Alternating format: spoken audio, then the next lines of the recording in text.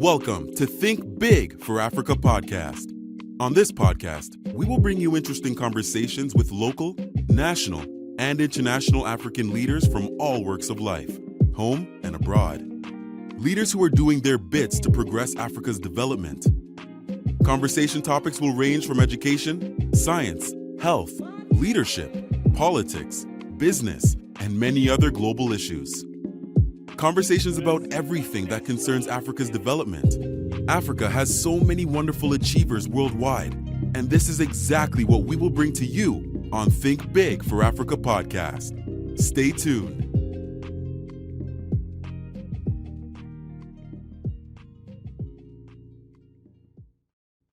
Hello, this is the Think Big for Africa podcast.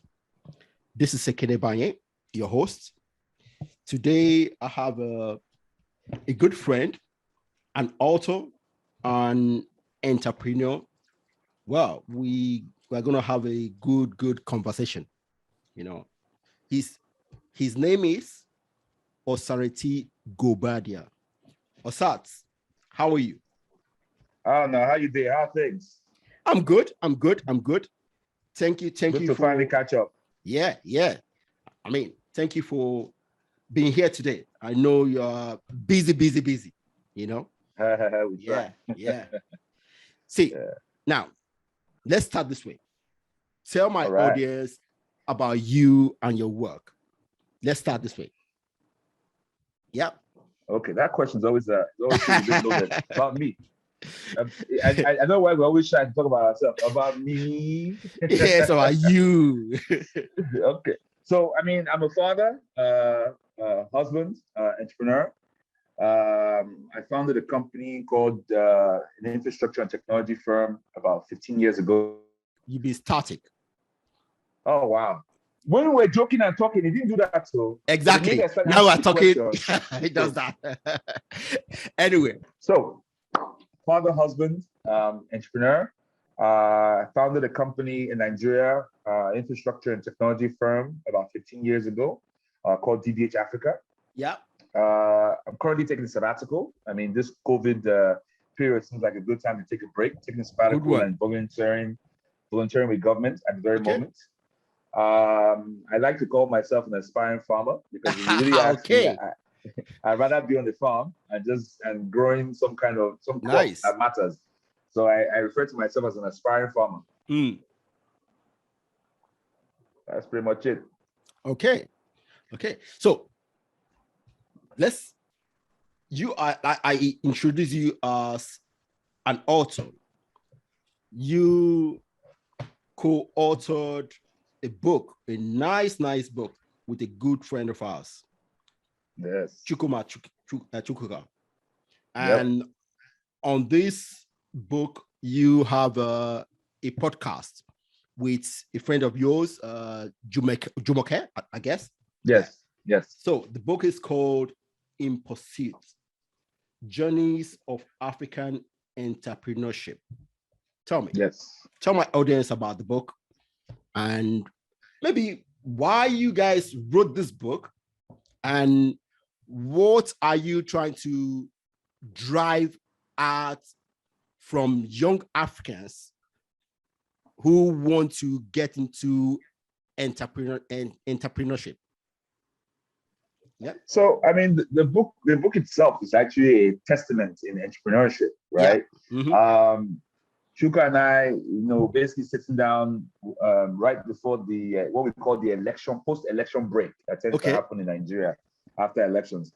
And, I basically convinced him for us to put some thoughts on paper and write a book. So we basically did that. And after writing this book, we started researching, the approach. How do you release a book, right? You get published or you do self-publishing. After we reviewed it for a while, the self-publishing was a lot more exciting to us because you basically had to learn the process. Yeah, he told me. And execute it yourself. And we were like, no, we're not. Because to publish a book, you actually have to market the book, pitch it to people. Yeah. It's like looking for a record deal. Too busy entrepreneurs. Too busy. Not just busy. Too busy, very quiet entrepreneurs, right? Who are not really media in the media, just quietly doing their work, Yeah. It's almost impossible for somebody to come look at your book and say this is the book they want to publish. So you would have to do a lot of work to get it there. But we quickly understood that we wanted to take the self-publishing route. How do you hop to actually releasing the book? Then came COVID, right? Yeah. Then came the COVID lockdown. And the COVID lockdown presented like what we refer to ourselves as the best reading opportunity ever. Yep. Right? When it first started, we didn't know how long we're going to be under, but it started to become very evident that we're going to be there for a while. Yeah. We debated heavily on should we release a book now? People are distracted. People are worried. But we came to the point that this is the best time. People are home. They're looking for things to do. They're going to get tired of television. They're going to get tired of just looking for something to step out of themselves. And a good book will be a great thing to do. So we released the book during COVID. Went through the entire process of publishing to marketing to creating content. One thing that hits home to me is that, a lot of the people we worked with during that period. Yeah. Yeah. So I'll say what's interesting about a lot of people we worked with on the book, we actually never met them. And some of them we still haven't met. Right? So it was a very interesting period where you're looking for people to do XYZ, book cover design, book design, content development. We didn't meet, a lot of these people. Yeah. And we worked with them virtually. Paid them, worked with them virtually, and they did their work, and that's that. Till today, we have not met a lot of these people. So that was very interesting how that period actually moved and transformed things, forward on how work is done, right? Yeah. So we went through that entire process, and it was something quite interesting that while we were still trying to figure out, how we're going to deploy this book into the market, we started creating content, right? We did things like we created a market series. Yeah. Where we, went to the market and we interviewed people in the market. We did things like we took pictures. So these are all things we just did, just saying, interesting that we just say, just in case we need them. Yeah. Right? So it was not during COVID, we now started editing them and creating them to the content that was now released. Right? Nice. So it's like just that whole being prepared. It's like almost like we knew COVID was coming, right? Yeah. We had all this content we have created, and we're able to use it during COVID to help promote the book. That's nice. So I mean, the book itself is done quite well. I mean, we're somewhere under 5,000 books. I mean, that's not the enormous number, but if that's in a year, and we're hoping that as we continue to promote it. Yes. It will get to a tipping point where it starts to move on its own. Right now, it's doing some things in the market, and we're quite happy about that. And now, to answer your question, yes, your podcast on the same subject, you guys know started, yeah. So there's a question you asked. I'm going to answer in a second, but let me answer this podcast question. The podcast, interestingly enough, started sort of the same way, right? Mm-hmm. Apart from the fact that a podcast is like a natural move. From a book, a natural extension from a book. It actually came about from just conversations during COVID, right? So myself and Jumoke, a friend of mine from Nigeria, who was in London during COVID, we talked. Every now and then we'll have a conversation. We'll talk about podcasts that we're listening to that is helping us, spend the time. Chuka will talk about yours, and we go about just thinking about what we're gonna do, and we say, hey, let's do a podcast. So the podcast you are listening to now, I don't know if you pick up on the timeline in it, and we try to edit it to make sense for any time, was actually recorded during COVID. Right? Okay. Yeah. During the heart of COVID, we were recording. We found that, and we were all in 3 different places, right? So we found an app that allowed us to do that, right? Yeah. Chuka was in the States, in Dallas. Chuka was in Dallas. When we did the podcast, Chuka was actually sitting in Dallas. I was sitting in Delaware in the US, and Jumoke was in the UK. So we were able to do this over an application that we found to help us create the content. Yeah. After creating the content, we sat around with it for a while, trying to figure out how we were going to release it to the market, and then we ultimately chose the short format, 25, under 25 minutes to use. But it was interesting. I mean, ultimately, why we do any of these things, right? Why write the book? Why create a podcast? One thing the book and the podcast have in common is that we wanted to make our time count, right? We ultimately, it goes beyond the fact that we had something to say. The writing the book came from a place of, we wanted to make the time count. What are we going to do with this time? Let's write a book. And I think, yeah, and it's such a task, right? You think you chose. We didn't choose to go do something else. So the book actually is it's a way to tell our future selves, what we're doing, right? Yeah. Tell our future selves the African story, right? Because ultimately, what's happening is that we're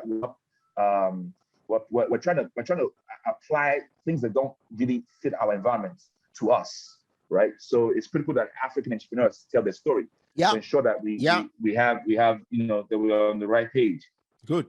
See, people telling their stories is something that we Africans need to understand and imbibe. See, right now, most African youths who want to be entrepreneurs, they don't, maybe until recently, they don't look at one African who has made it. They look at somebody in the US. Yeah. Because that's mostly because we don't write books. Yeah. See, every Tom, Dick, and Harry who has made 10,000 pounds or dollars in one venture will write a book. in the West, and that's writing books and reading books are some of the easiest way to communicate new things to the general public. And we are not very good at it. Even our presidents. You see, how many of our presidents in Africa has written books? I mean, we have that difficulty. Our leaders don't write books. In business, they don't write books. So it's very, very important that we start doing that. And I appreciate the book. In fact, I asked Chukuma earlier today, hey, when are you guys going to come up with the audio version? Because yes, even though I've read this book, I've read some pages. I can't read the whole book because I have reading difficulties. So I asked him, hey, when is the audio going to come? Well, he said to me that whenever he is in the same space with you, that you guys will sit down and record the audio. So I'm waiting. I'm really waiting. The audio book. Yeah. The audio book is one that's gonna get his own stage, because one of the things, I mean, you've read the book. I just had a conversation with Chuka and one of our partners in our publishing media company now about just getting somebody to do the audio, and they both yelled at me. No way! Both of you have to do it. Yeah, if you read the book, you realize that both of us have to do it. I told him, hey, it's a conversation. Yeah. So you guys, you guys need to sit down, talk about it. We'll be patient. Exactly. Yeah, we'll be patient and get it. So I mean, ultimately, what you were just talking about is, in the book, if you read the book, there's a concept of 300 missing pages. Yeah. Right. And people, when you hear 300 missing pages, people just think it only applies to incomplete stories, as in your story is not complete, or you stole money, or something like that. It doesn't matter. The truth of the matter is, another variant of 300 missing pages is when we are reading books that don't apply to us. Mm-hmm. You're a first-year person, we are reading a book that a director is reading. You're not ready. Read the first-year book. If you want to be advanced, read the second-year book. Then maybe that's what will get you. Or on the other hand, you read a book and the entrepreneur, the first thing he says is, I started my business in a garage. We don't have garages. Yes. In Nigeria, we have gate houses. Yes. Right? Yes. And the gate man is there with his family. So you cannot necessarily say that you're going to start your business next to his family and his cooking utensils. So it's critical that like you said, you rightly said, it's critical that our leaders and our entrepreneurs write their story. And we believe this so much, to the fact that Chuk and I and the guy named Ayo, we started a company to help people, develop their books, create the books, and publish the books, and of course, market the books to the market, because we think it's important. Yeah, it's very, very important.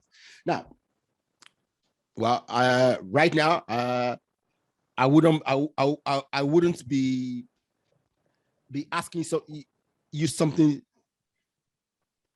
it's strange. Right now, you are an entrepreneur, and you are Correct. trying to get young Africans to develop the habits of entrepreneurs. Okay. Now, I know there's so many great habits of entrepreneurs. Just give us a few, five or six habits that are very, very important to be for successful entrepreneurs. So that question is always interesting to me, because I actually see it from the other direction, right? Anytime I'm asked that question, I'm always thinking the whole born versus bred. Okay. As in, are you born to do this, or are you trained to do this? Okay. And that thought makes you think about what skill sets are you born with, and how does that skill set apply to your idea? Okay. So I want to disconnect that. In my opinion, is a fallacy, right? Thinking that these skill sets you are born with means you cannot do this idea. Yeah. Right. To more so look at it from the other way, to think of it, what skill set do I need to acquire to be able to do this idea? Okay. Do you understand? Great. So I would say over time, I've come to learn that there are several things that could prevent you from being successful. So it's more so identify what those things are and acquiring them, as opposed to taking the position of, if I'm tenacious, then I'm a good entrepreneur. If I'm intelligent, then I'll be a good entrepreneur. If I'm flexible, then I'm a good entrepreneur. These are all things you can actually acquire depending on the idea that you're trying to execute, right? So I think it's critical that the skills that we believe we need, right, depending on the idea you're trying to execute, and depending on what you don't have, you go learn them, or get them by partnership. Exactly. Right? Exactly. Right? So we have this thing where we say, you have to partner your weakness. Yeah. Right? So if you want to do a podcast, but you don't know how to work sound, you're going to learn how to work sound. Yeah, or get somebody to yeah. So so then you have to start mixing in, talent and skills as commodities that you can bring together, learn or acquire. But I would always say that, some of the key things people have to understand is that business, the thing that runs the idea, right, is actually a science. Okay. Right? Okay. Which means you have to learn, right? You have to learn. So I give you an example. One thing that always gets me, maybe I'm telling my secret now. Balance sheets. Balance sheets. Yeah. Mm-hmm. Every time I read a balance sheet, and this is crazy for somebody who invests with other people, every time I read a balance sheet, I actually am relearning every time. It's almost like it's the first time I'm seeing one. Right? It's amazing to me. I've seen it several times. I know what it's supposed to do, but every time I see it, it sort of intimidates me. Yeah. And I feel like I have to go read up on something to ensure what I'm reading is what I'm understanding. You get it. So I can give the right advice. It happens every time, right? And a lot of times I just send it to my wife. She's an accountant. I send it to her. Yeah. So I send it to my wife. She explains it to me again, which she never gets tired of explaining to me. I mean, she's explained balance sheets to me. I've sat on boards where in the board meeting we're reviewing balance sheets. Before the board meeting, I will take the balance sheet and go and study balance sheets again so that I can understand and be able to be effective. So it's a learning and relearning process. Nobody's too big for it. Right? Here I am. I've been on boards. I've been on people's advisors to companies that have been successful. I have my own company. In fact, in my own company, I was the COO. All accounting reported to me. And I'm saying that I learn balance sheets every time I see. When this thing really hit me again, it was today because somebody sent me one. They sent me one, a whole strategy on a merger And I was looking at numbers and I had to say to myself, again, balance sheet. You know, how is it that after all these years, I'm a learner, a continuous learner on balance sheet? But people are expecting me to have input. See, what you are saying is so important. See, a lot of our young people who want to be entrepreneur, what you are saying is so important for them. That tells them you can learn one thing and relearn it tomorrow and learn it all the time. Yeah. So never be too big to learn. Exactly. Yeah. Oh God. I've been working for over 25 years. And, you know, I've been running a business for over 15 years. And I'm telling you that I relearn balance sheets every day. Every time I see it, I'm like, that's okay, good. What does this mean? So, but the one of the key things, right? So the number one major habit of all entrepreneurs, right? The one that actually makes you an entrepreneur, right? So you could be a person who has ideas. You know, you have ideas, but you could go work for somebody. The number one thing that actually differentiates you and makes you an entrepreneur is risk management, right? The taking on risk, right? That spirit of tenacity, right? Dexterity, and basically being able to take a step into the unknown, right? Yeah. And build the floor under you that you and your team are going to work on. You know, that's what makes you an entrepreneur, right? You know, because ultimately you can be a visionary. You know, I think in 5 years, you know, we're not going to turn light switches anymore. We're going to blink and the light is going to change. Fantastic vision. Yeah. But vision without action is a fantasy. Nothing. Yeah. Right? So what actually makes you an entrepreneur is not, you know, this is my actual answer to your 5 habits. Anybody who really can form an idea is fantastic. That's the first step. But it's that taking that risk and being able to manage through that risk. Yeah. And being able to walk out and in that flawless place, be able to create steps for you to work on that idea. Yeah. And bring people on board and make them believe in this your idea and gather them and keep building the floor in front of you is what makes you an entrepreneur. Great. Tenacity, dexterity, and ability to deal on risk. Very good. Thank you. So, what's your take on the role of our governments, African governments, in encouraging entrepreneurship in our various countries? So that's a good one. So there's a constant battle between regulation and innovation. It's a constant fight, right? Especially if you're in the tech space. Yeah. I would say government is meant to, and I believe in some instances intends to build the track, right? So like I said a few seconds ago before we got cut off, you know, there's when it comes to tech space, there's the battle between regulation versus innovation. Yeah. But ultimately, you know, government is meant to create the train tracks which your idea runs on. So your idea, your company is a train, right? Yeah. And that train is meant to move the economy forward. Yeah. Right? It's meant to move the country forward. Government's job in that is to lay the tracks down. Okay. Now, where government does not lay the tracks down, your business model gets derailed. Yes. Right? Yes. When government doesn't lay the tracks down in the right time, in the right way, towards the right direction, right? Or a direction that allows your company to go to the direction it wants, your idea gets derailed. Yeah. Right? So government's role is really to create the enabling environment. Yeah. Right? Enabling environment to allow us to develop great ideas, ideation to, I want to stop saying the word exits, you know, ideation to reinvestment. Yeah, okay. Right? So I don't think you are leaving, you know, from a government perspective, you know, we want you to reinvest after your idea has flourished, not exits. Yeah. Right?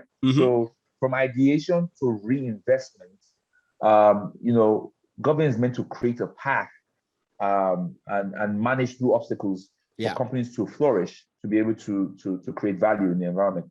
And these things bring, they bring a number of things. So I give you an example. So I told you that, I'm volunteering with the government at the moment. Yeah. One of the things we're working on is the Nigerian Startup Bill.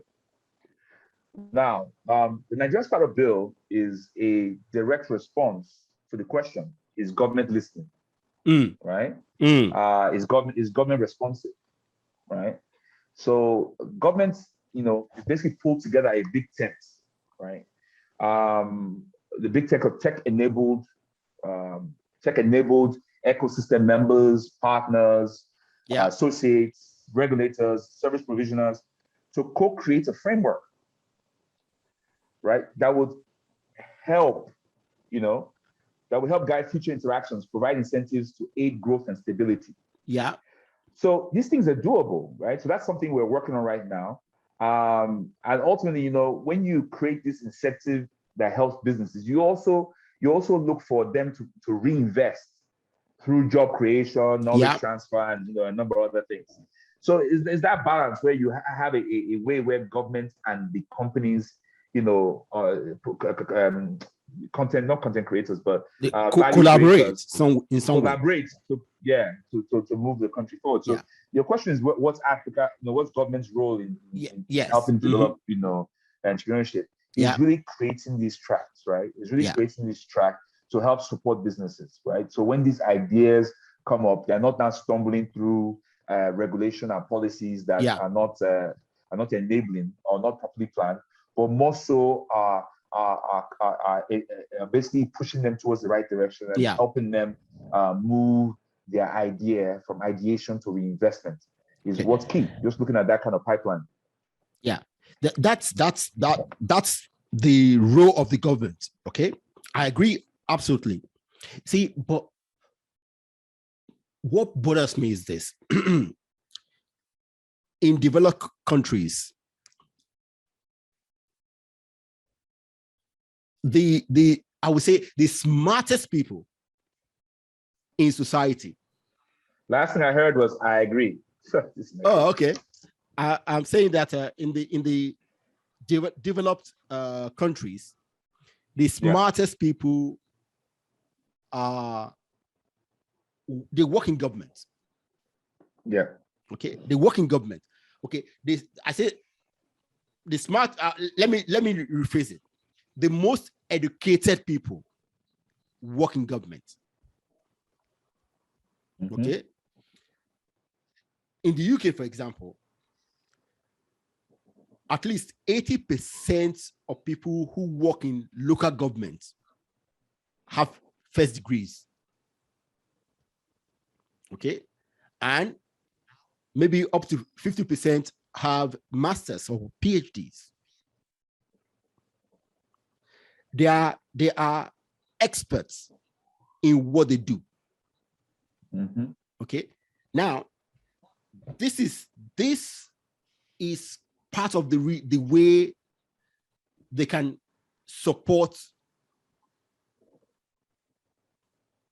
an industry, because they have the capacity to learn and churn out policies and regulation to help that industry or to regulate that industry.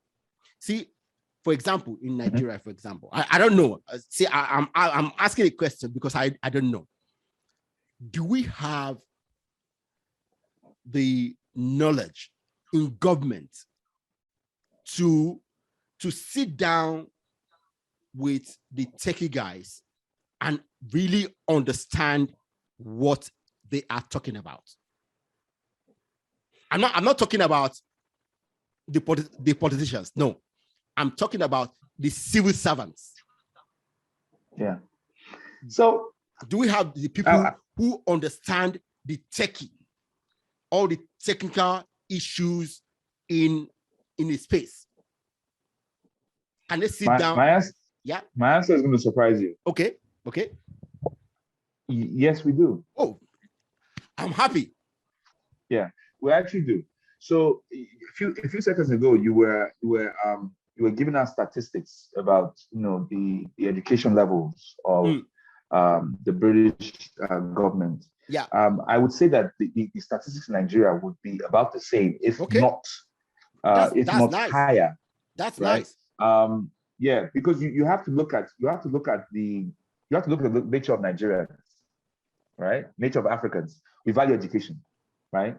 So if you put you say that, but the reality on ground, to me, is it's when a soup doesn't taste right. Okay.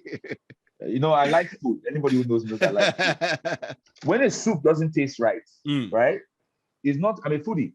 It's not just one ingredient that is off. Yeah. Okay. Right? It takes a lot of things to make soup go wrong. Yeah. Mm-hmm. To go wrong. Sometimes when you put soup in front of you, we won't go into the depth of the soup. Ultimately, it's a number of things that gives you the results that you are looking at.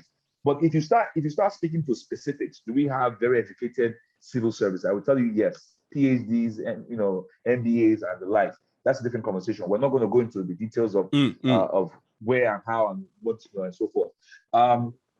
What I would tell you is that some of the problems that you do see is from a lack. You said it a few minutes ago.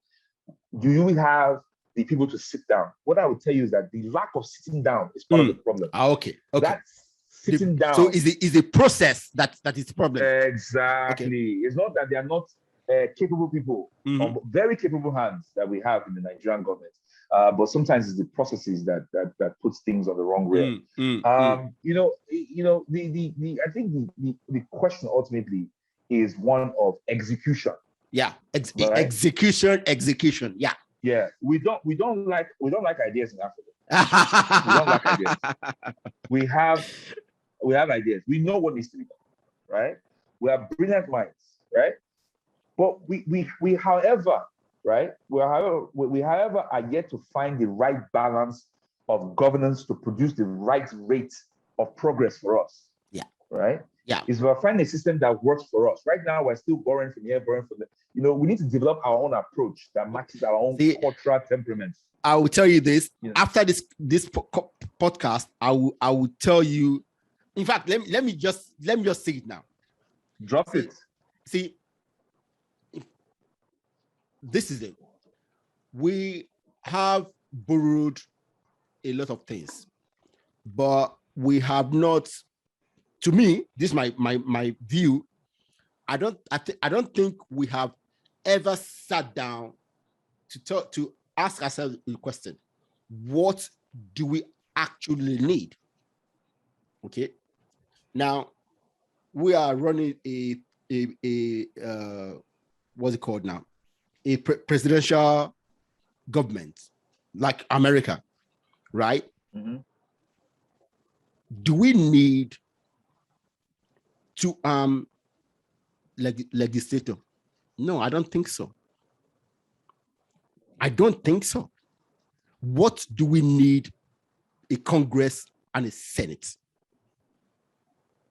All they do is to take away all the money that the doctors who are trying to migrate to Saudi Arabia should be getting. That's what the people in Congress are getting. Okay. Now I wouldn't once again, right? That's me. Weeds. Once again. No, I know, that's on you. Once again, I would say we just walk away from all the other various reasons why the soup doesn't taste good, right? I wouldn't say, we're a very, very, very blessed country. I don't think anybody has the capacity. There's more than enough, right? That's why I get disheartened, because I know we have the capacity if only we use it correctly.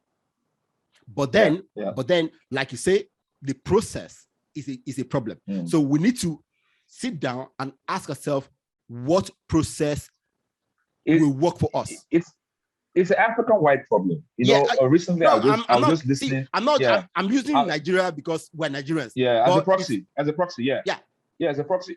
I mean, have you ever listened to or read up on the whole OAU formation? You know, the I read some stuff. The whole the two different parties. You know, the Nkrumah party, and you know what they were fighting about. You know, when you look at that, you know, a lot of things go bad from the structure, right? Yeah, how you are set up. Yeah, it doesn't matter if you bring the smartest people and put them in those positions. It's like football. If your coach gives you the wrong formation, if you like bring Ronaldo and Messi and put them there, you have Ronaldo playing defense. Yeah, you're not going to, you know what I mean? So, I mean, the talent will push through and you get one-offs, but the formation is wrong. So that's why I say that, you know, sometimes we need to walk away from the symptoms and try to go to the root causes and look at how we are set up. Yeah. Ultimately we're Africans, right? We're not Europeans. We're not Americans, right? We need to look at, you know, what works for us, what kind of government and what kind of governance and what kind of processes and procedures that we need in Africa to move us forward, right? The lot of things that you see happening are all the symptoms, right?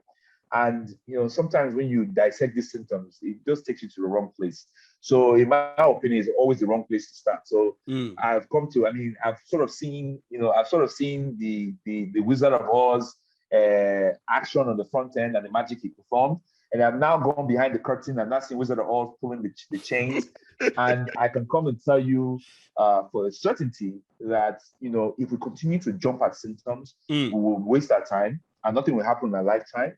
But if we start making moves to understand that the decisions are made in the trenches, the issues is that of formation, our process is off, and we need to engage to realign so we get somewhere, we won't get anywhere, right? We'll just be talking about the symptoms, and the symptoms are very juicy. The symptoms are very I'm plenty, right? I'm plentiful. I'm plentiful. So I no longer have conversation about the symptoms. It wasn't specifically because you were talking about NAS. To me, that's a symptom.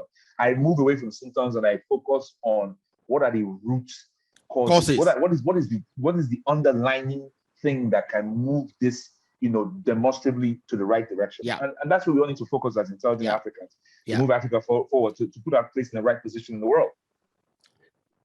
That's good. See, because one of the things for me, people around the West are always talking about capitalism, socialism. I'm not interested in those arguments. See, anything that works, I can adapt. I can take it and adapt it. Okay. Yeah.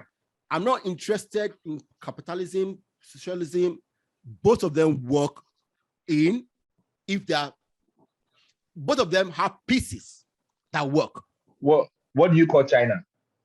If you wanna hold on to these labels, right? Is China really communist or is it capitalist? No, is it communist capitalist? China is a market-driven economy right now, and they have been market-driven since the 90s. Okay. Yes, they are governed by a political party that says they're socialists. Okay, but that same socialist party is the same party that agreed and developed capital-driven economy that pulled 65% of their population out of poverty. Exactly. So China is doing what works for them. Exactly. That's it right there. Yeah, and that's what Africa should do. What works for them. See, exactly. Take both of them. Pick the things that will work for us. Yeah. Instead of labels. Labels are useless. Yeah. All they do labels is they use to confuse you now. Distract you. Exactly. Labels serve to distract you. Well, this is a communist idea or socialist idea. It's a waste of time. The bottom line is this. That's what got Afghanistan where it is. Yeah, because democratic versus no capitalism, socialism. That's what happened in Afghanistan in the in the 60s and 70s. Okay, that's the basis of the trouble that the Russians came in to support their socialist group in Afghanistan. And how is Afghanistan today? It's in disarray. Yeah. And that's what we need to make sure doesn't happen to us. Yeah. Yeah. 100%.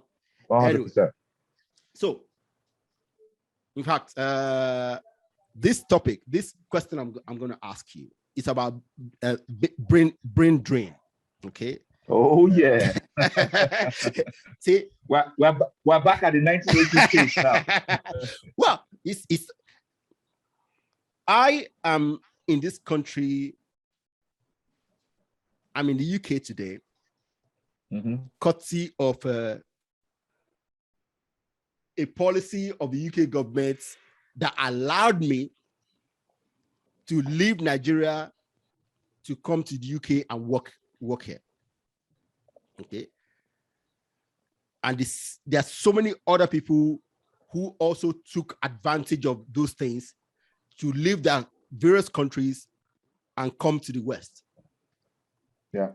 In fact, before we started, okay, I was in a seminar, a 2-hour seminar about brain drain.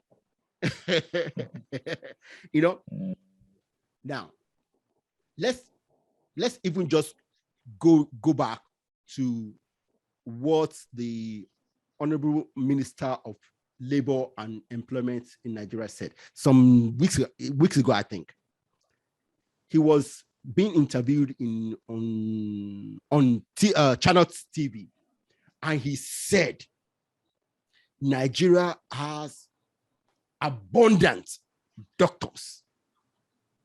According to him, Nigeria has abundant doctors. That those ones who want to go, let them go and repatriate the foreign currencies. This evening, I heard from Dr. Osaretin. I can't pronounce his name, but it's supposed to be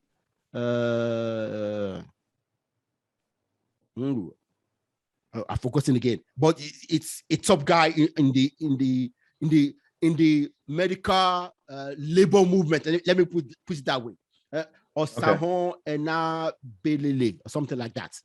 Sorry if I mispronounce the name, but he said this. According to the standard, okay, which the World Health Organization goes by, Nigeria is medical doctors were in deficit of 280,000 doctors. Deficit.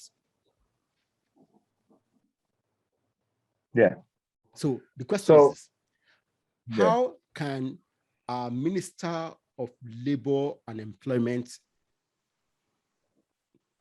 tell us that doctors can go and repatriation dollars and pounds and whatever, when I know for a fact that if I was in Nigeria, I had a stroke 10 years ago. If I was in Nigeria when it happened to me, I most likely wouldn't be here to talk to you today. Yeah.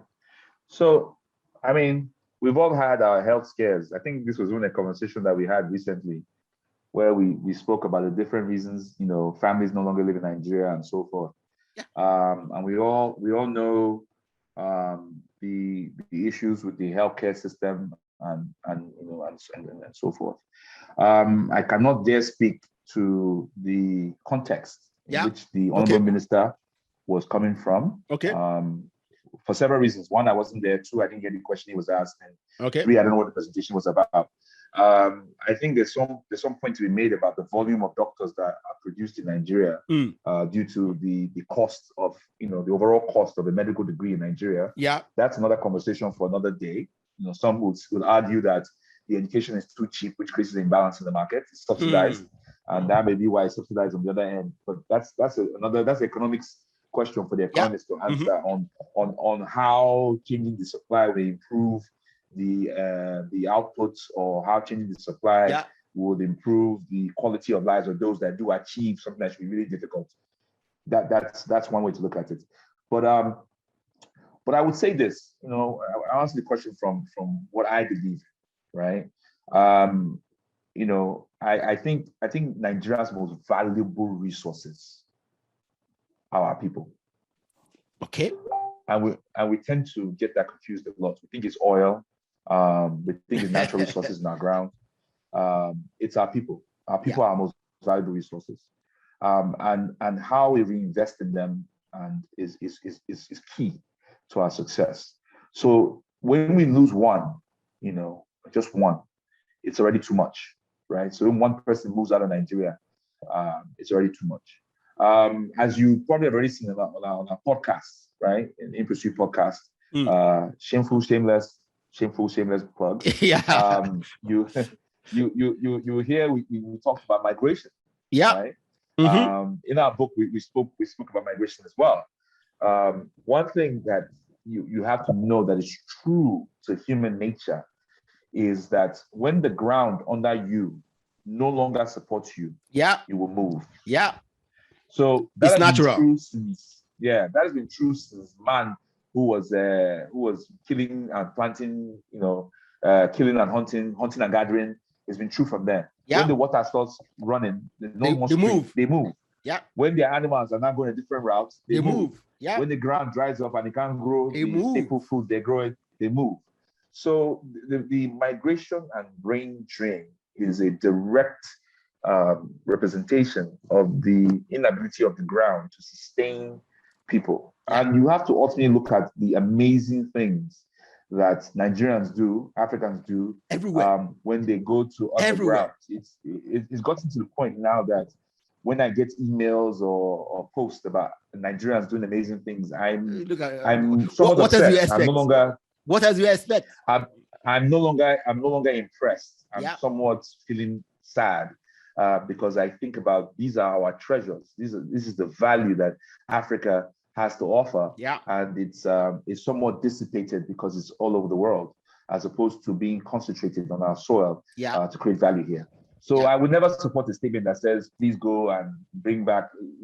It's not about money, it's about creating value. So I don't know what to do with I can't really answer the Honorable Minister's comment because I wasn't there, but I can speak from what I believe in. So you see, in this seminar, we talked about brain drain, and then this is a conversation I've been having with many people. Okay, that what can Africa Diaspora do? What contribution can we make to help the development of Africa? And I suddenly believe that we are very important. See, if we want Africa to develop, if we want Africa to develop, then those of us outside Africa need to work together with those inside Africa to make it happen. You see, there are various difficulties, okay, that is stopping us from working together. But it's imperative that we work together. What's your take on that? So once again, I think this is one of those situations where it's how it's defined, right? When we think of diasporans, we think them versus us versus them, as opposed to understanding that, they take oil out of our ground and bring it back to us. They take our people out of our ground. They don't necessarily bring them back to us. So that's a resource that we are losing, that we have lost. So if you look at people who are outside of the continent as natural resources to the continent, then you may be able to create programs and systems to be able to tap into their value to help the continent.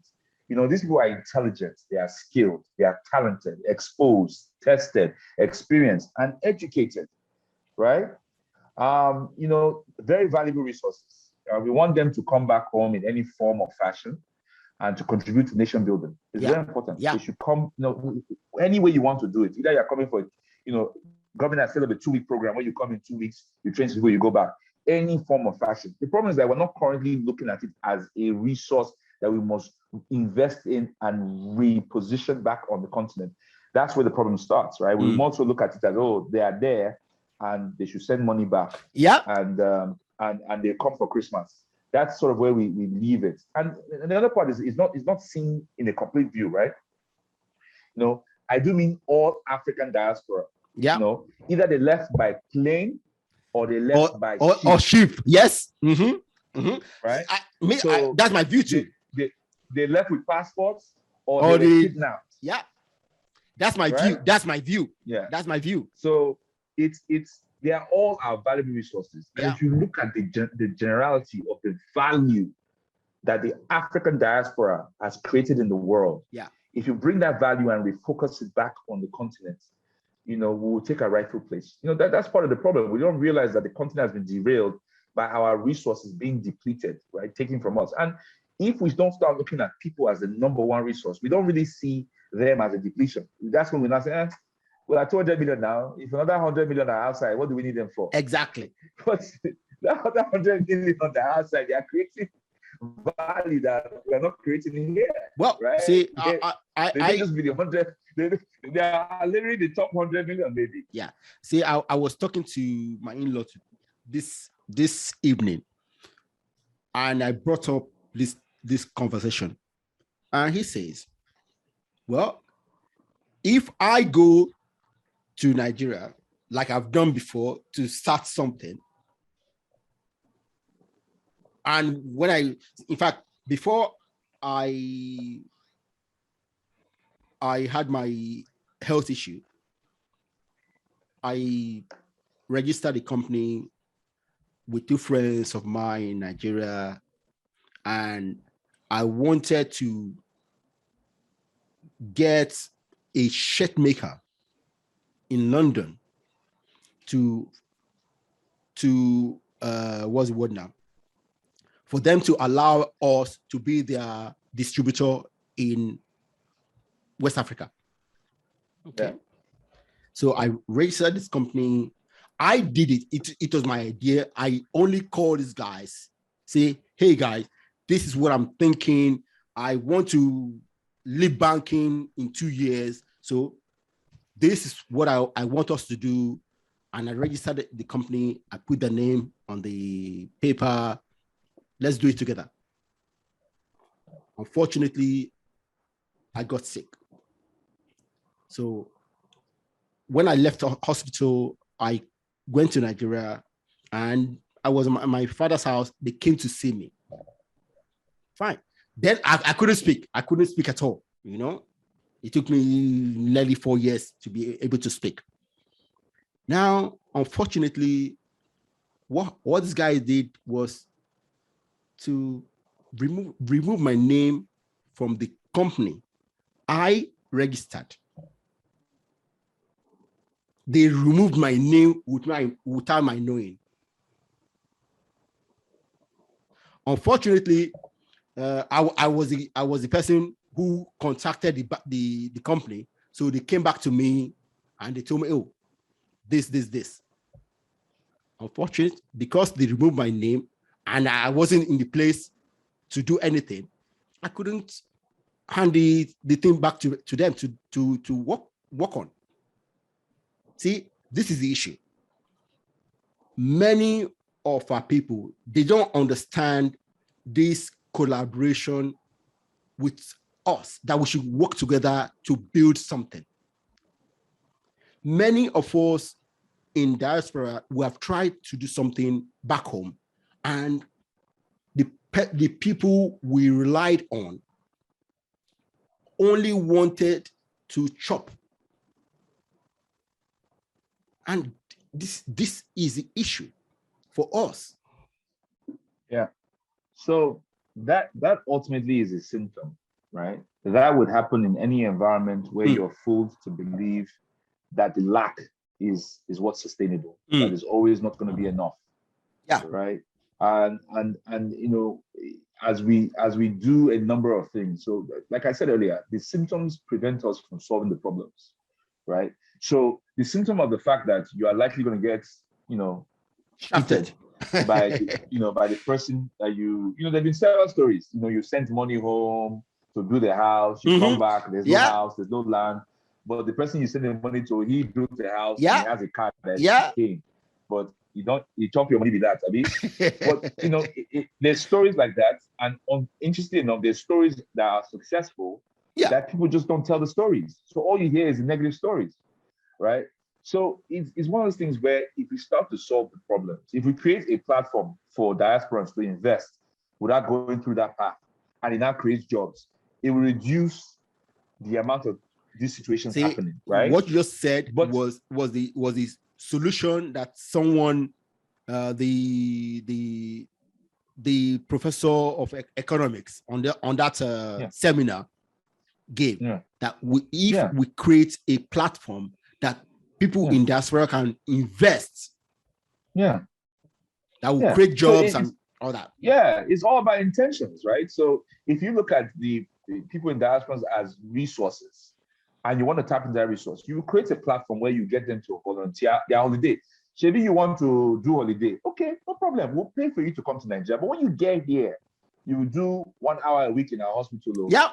You do 2 hours of teaching. Exactly. For your trip. Yeah. I know personally of people, and this is something it's not like I thought about this before. I'm just saying this while we're doing this podcast. Exactly. It's common sense. Yeah. But that only comes about when we stop thinking about the symptoms and focus on what will resolve the actual problem to prevent the symptoms from continuing to happen. Do you understand? Yeah. So you gave me the symptom and I looked away from it and I went straight to what is the root cause. I mean, okay, the root cause is you want to be able to invest in your country and you want it to be a reliable pathway to do it. If you're able to do that, there will be jobs. That person who will have stolen your money will now be working. He doesn't need to steal your money. You know where I'm coming from? Because people are also looking for ways to advance themselves. Unfortunately, it's not always the right path. So that's where that comes from. Very good. Very good. Now, yes, I said I wrote down some things. What kind of collaborative welfare programs and philanthropic initiatives are you involved in now? Because I know you do some things that you don't want to show me. Okay, so you need to tell my audience. So we're back to talking about ourselves again. Yes, we operate in secret. Yes. If not for this book, nobody will know. Hiding still. Nobody will know. And sometimes, and interestingly enough, that is why we have some of the problems we have. Yeah. Right. But we're not letting the stories of those who are quietly doing to bubble to the top. All we hear. I mean, when I had Chukwuka, I knew he was doing so many things, but on the podcast was the first time I knew he was involved in movies. I said, what? Yeah. You are doing so many things and no one knows. Yeah. Quietly, as they say. Yeah. So what are you doing? I mean, when you talk about social welfare and collaboration, this is the area that actually gets me excited. This is farming, I think is what I'm going to do. Farmer. I'm going to do when I'm rested. I want one small farm where I'm just planting small things here, and I'll continue to do some things that excite me. So, so one of the things that I've been focused on over the couple of years now is something called Edo Global. Okay. Edo Global Art Foundation. Okay. Right. Edo Global Art Foundation is a foundation located in Benin City.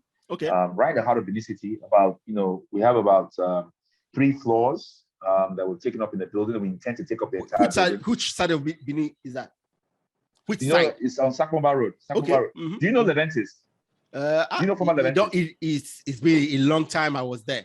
It's right by Ring Road. Okay. It's literally on Ring Road. Yeah. Former Leventis building is right on the corner of Ring Road and Sakomba. Yeah. White building back in the day. Yeah. So we have a art foundation there that's pretty much a hub for arts, right? The initiative basically focused on developing and supporting next generation of Edo artists.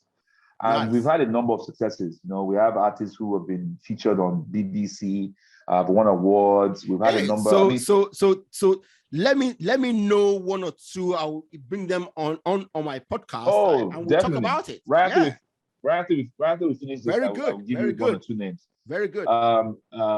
Because it's an idea that's really close to my heart, because Edo Benin is a center of artistic talent, and historically. Yeah.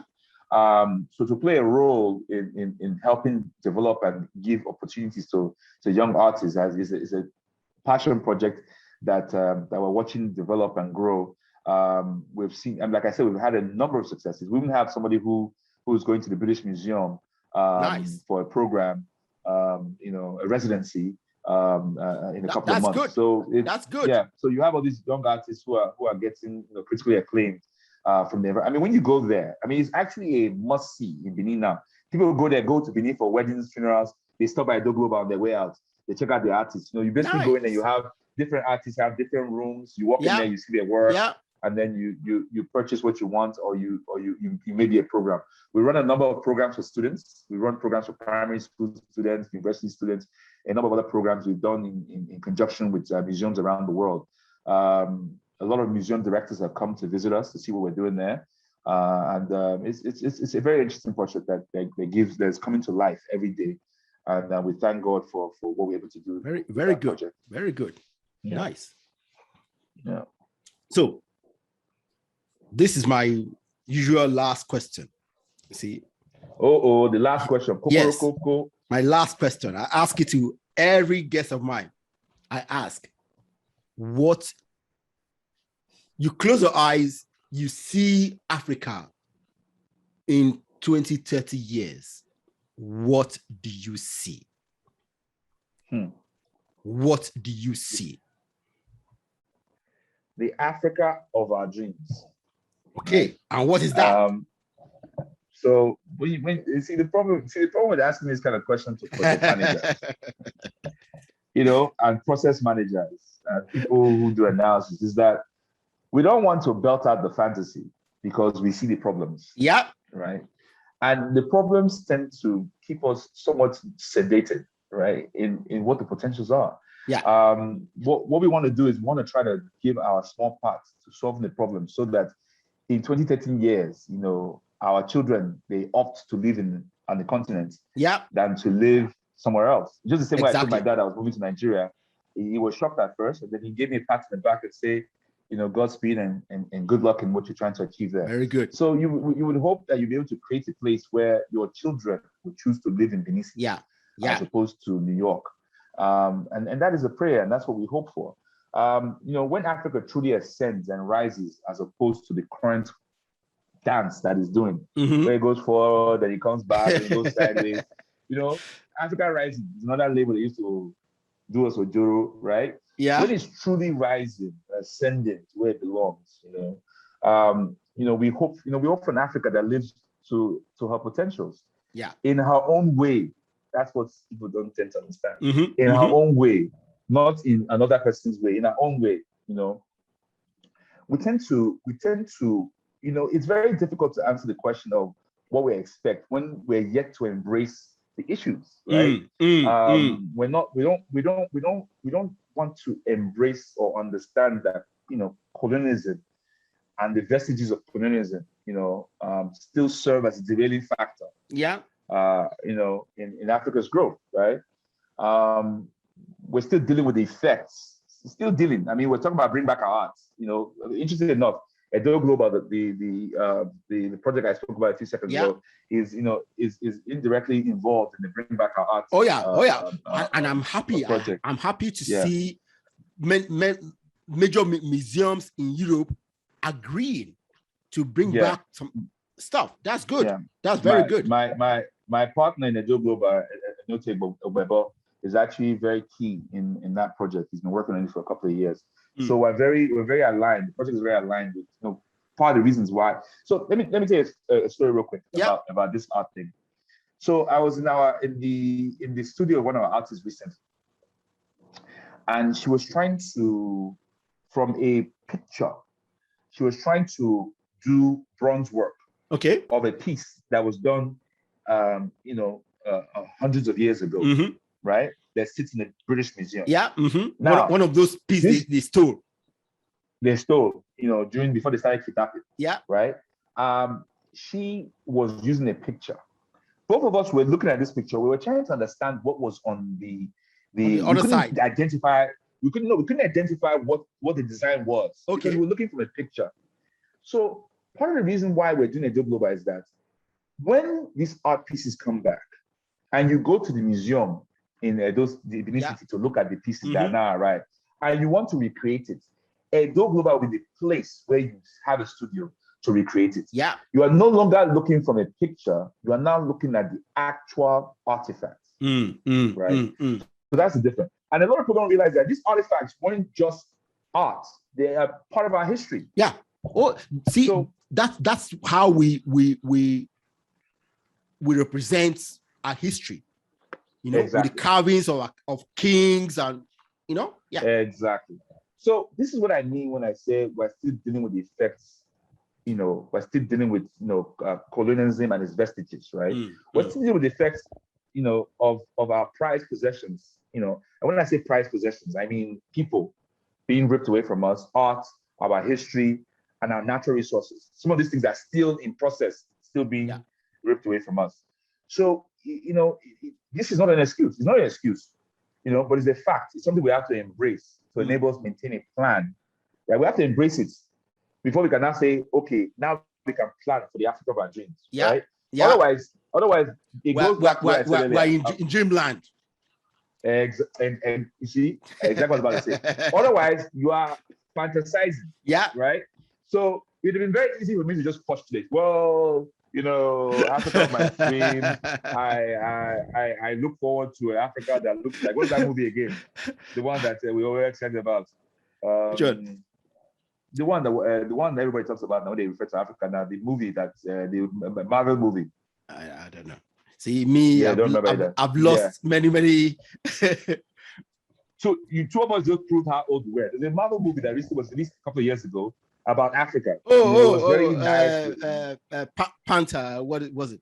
Black Panther. Black Panther, exactly.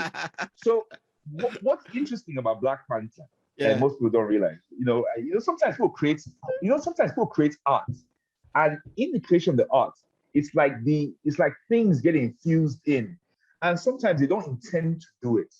So if you think about Black Panther started with looking at the Benin arts that was stolen, and then it took us to Africa that we don't have, that we were deprived of, which means was also stolen from us.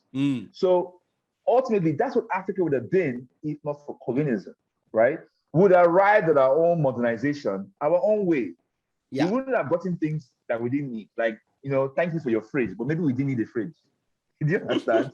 Maybe we didn't need a fridge. We had other ways of cooling. Maybe we would have created another way of cooling our food, which we had by then. I have people who come on your podcast and tell you about the different ways we cooked food, the pots that kept water cold, and a number of ingenious ways we did things back then. My grandmother's house, okay? Yeah. My grandmother never went to school, okay? She died at 94, about 12 years ago, okay? Okay. But her room, she has a big pot. Yes, that's calabash now. See, I just dip my cup in there, drink always cold water. Yes, and the clay purifies the water. Yeah. It purifies the water. So we'd arrived at our own sense of modernization, in our own way, in our own time. So I think to answer your question more directly, I hope for us to embrace our issues and set a path to arriving at where our potentials as a continent is what I think I most desire 20, 30 years. Not that we are still in the same position, where we're still in denial of what's happening and accepting what's being handed down to us, back to us, really, because it's ours in the first place. And these issues are, they sit in almost everything we say. If you think about it, the question you asked me earlier is kind of the same thing. It's like, let them go and they'll send money back. But there are resources to start with, right? So you can see how not embracing the problem continues to keep us in this position that we are. So it's just really hope that we embrace our issues and set ourselves on a course that gets us there. Good. Osaretin, thank you very much. I'm honored that you agreed to do this. Thank you. This was a good time. Thank you very much. Man, thanks. Guys, this is Osaretin Guobadia, a good friend, and our conversation has been very, very interesting. I've laughed more than I've done in 2 months on this podcast. All right. Bye, guys. Bye.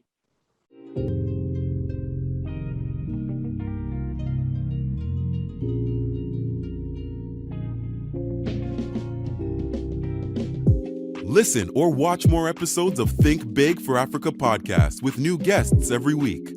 Subscribe to ensure that you are notified whenever new episodes are available.